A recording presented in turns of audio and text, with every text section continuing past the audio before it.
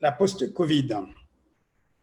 Nous savons tous que la pandémie a certainement été l'un des problèmes de santé les plus difficiles qu'avaient traversé tous les systèmes et même sapé la majorité des systèmes de santé dans le monde, le nôtre en l'occurrence. Sur un premier plan, les réponses d'urgence immédiate des systèmes de santé avaient été largement influencées par la peur. On en a parlé ce matin. Et cette peur, un peu de tout, la peur chez le citoyen, la peur chez le professionnel de santé, la peur chez l'administratif, la peur chez le bailleur de fonds, le médecin, le ministère et tout ce que vous voulez.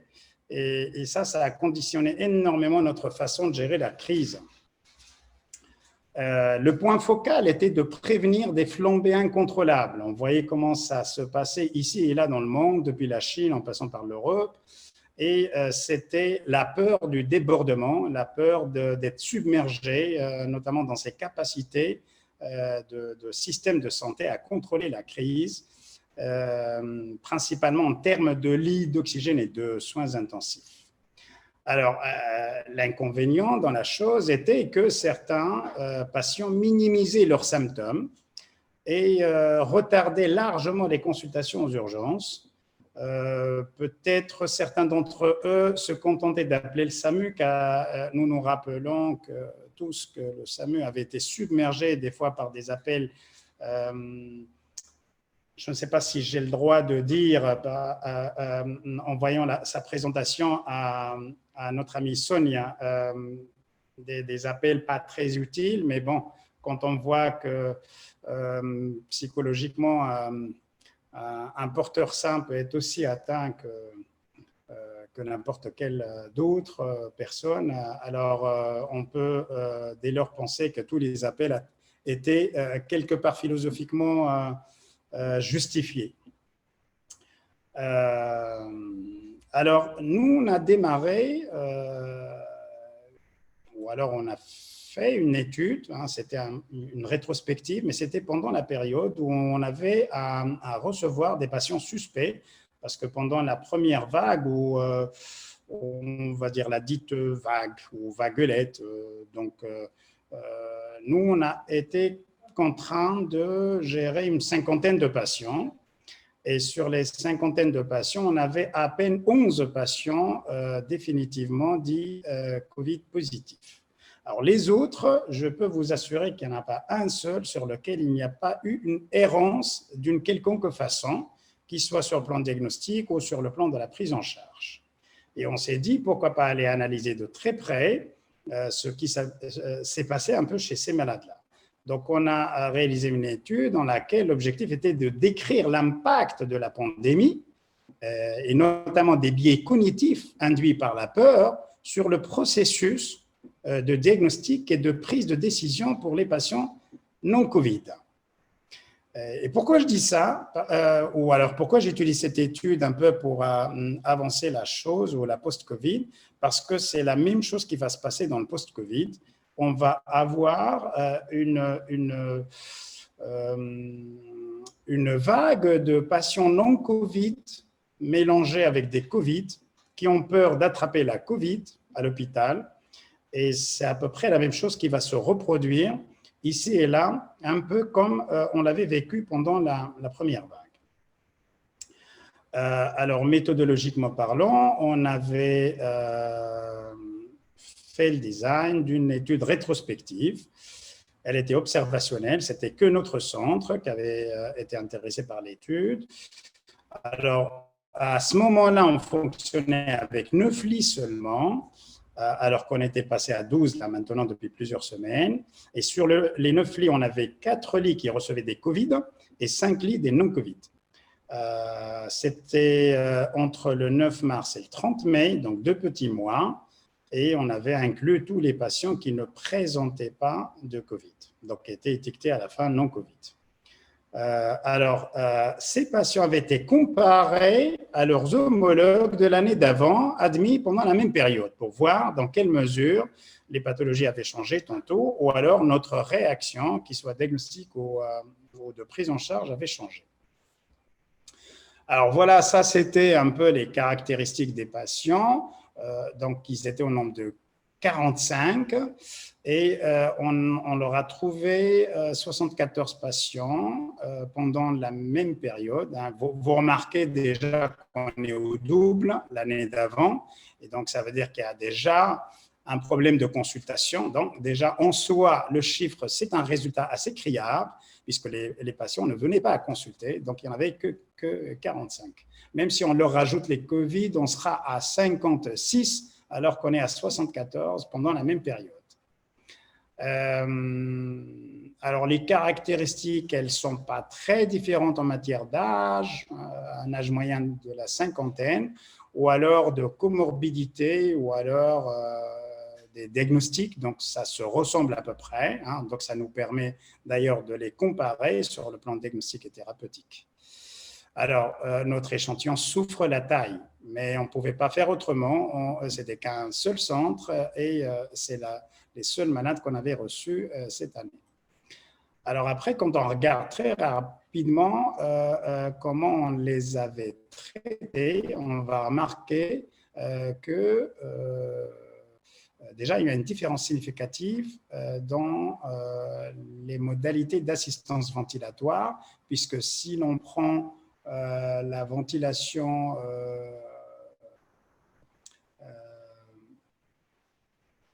avec la canule nasale, par exemple, ici, on a 20% versus 10% seulement. Et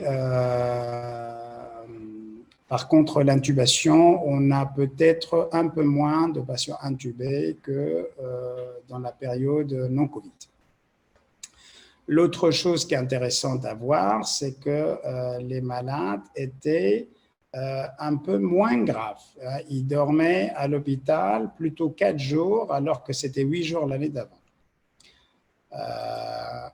Sur la diapositive d'après, là, je vous montre, mais très rapidement, le problème d'écart diagnostique. Et vous regardez que c'était significatif. Il y a 35% d'écart diagnostique par rapport à peine 7% l'année d'avant. Alors, qu'est-ce qu'un écart diagnostique? C'est une différence entre le diagnostic avec lequel le patient a été adressé depuis la structure de soins qui a précédé l'AREA, qui soit un service dans les étages aux urgences, et le diagnostic qu'on a fini par établir à la fin. Alors, vous remarquez qu'on passe de 7% à 35%. Alors, pourquoi 35%? Parce que tout ce monde-là avait été adressé comme s'il avait la Covid. Et rien n'empêche que ça va être la même chose quelques mois devant, parce qu'on va recevoir un peu ce genre de patients dès que les patients Covid vont commencer à baisser un petit peu en fréquence.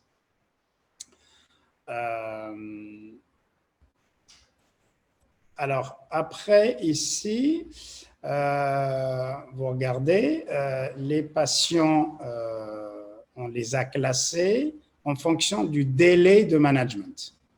Là, c'est des patients qui étaient pris en charge assez précocement et d'autres qui avaient enregistré un certain délai.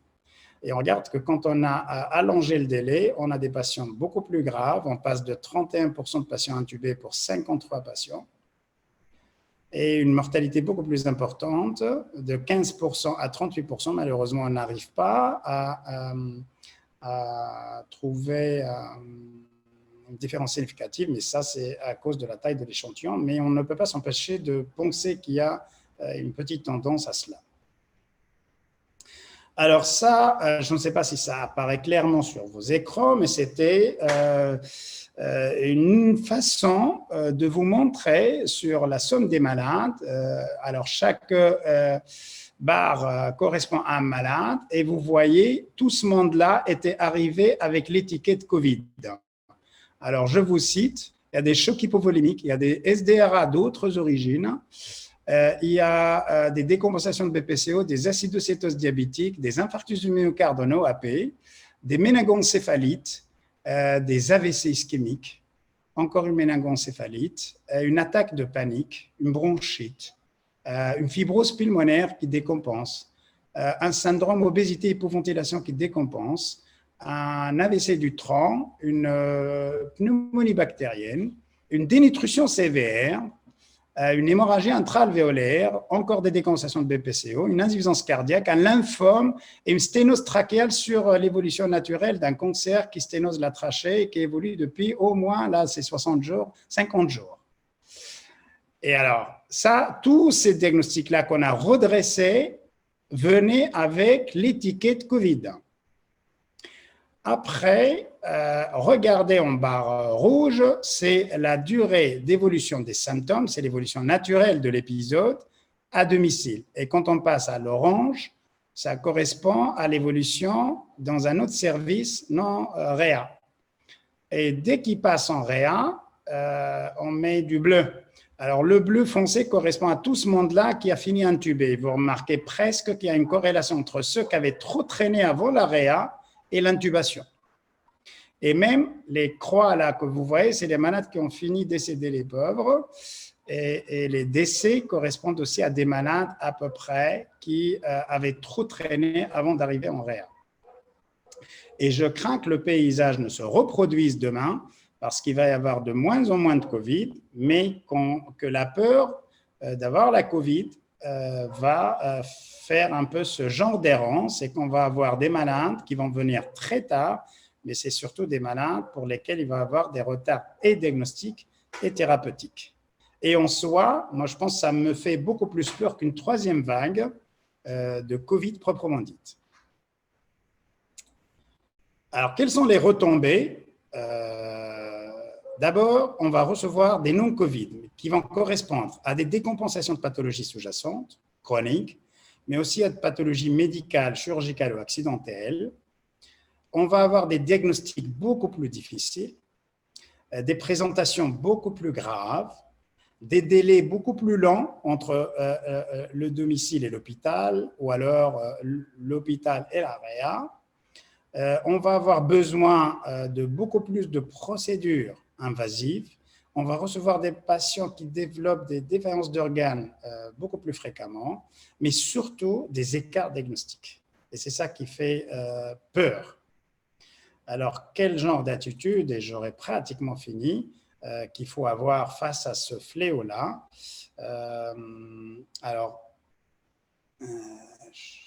Hop, voilà. Et voilà.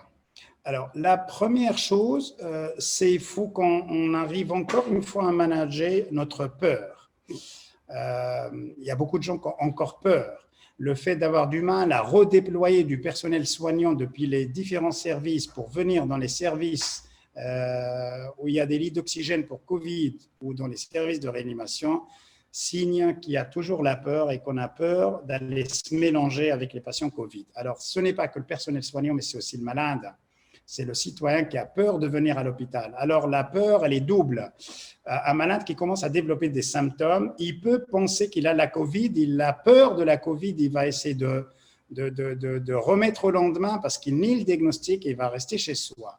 Il y en a d'autres qui vont se dire non, ce n'est pas la Covid, mais si je vais à l'hôpital pour consulter, je vais peut-être attraper la Covid avec ceux qui ont la Covid. Et ça pose problème. Alors, il faut trouver, chacun d'entre nous doit trouver un moyen de gérer la peur autour de soi.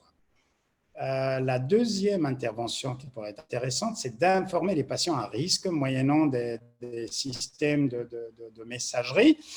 Chaque service a une somme de patients qu'a l'habitude de suivre en consultation pour des pathologies qui rendent ces malades chroniquement vulnérables et ça pourrait être intéressant de renvoyer un SMS pour les visiter parce que ça fait quelques mois qu'ils n'étaient pas venus à cause de tous ces confinements qui s'étaient enchaînés et toute cette prise en otage, si je peux appeler ça comme ça, des différents services par la Covid. Peut-être améliorer les procédures diagnostiques. À ce titre, je saute d'une ligne et je profite un peu de vous tous qui êtes là, notamment Samar. C'est les tests rapides qu'il nous faut probablement demain. Il faut investir dans les tests rapides. Il est impensable de continuer à travailler avec les RT-PCR. On ne peut pas attendre 24 heures aux urgences pour savoir où c'est qu'on doit orienter un patient. Et c'est comme ça que les patients vont avoir envie de venir consulter aux urgences puisqu'ils vont être servis à leur près et ils ne vont pas traîner avec d'autres malades qui sont suspects. Ils vont avoir peur d'attraper la Covid rien qu'en attendant d'avoir son test demain ou le surlendemain. Il faut améliorer la protection. Alors, la peur, nous, on a écrit un article qui parle de la peur et de la préparation pour la Covid. Là, il faut gérer sa peur pour la post-Covid.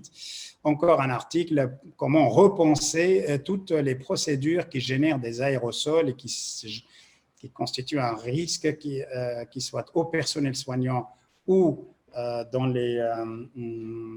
aux patients qui consultent dans les urgences ici et là. Et donc, c'est intéressant un peu de se ranger derrière un peu ces recommandations pour limiter un peu l'aérosolisation quand on partage la même pièce dans un service d'urgence ou un service d'oxygène jusqu'à ce qu'on soit étiqueté positif ou non.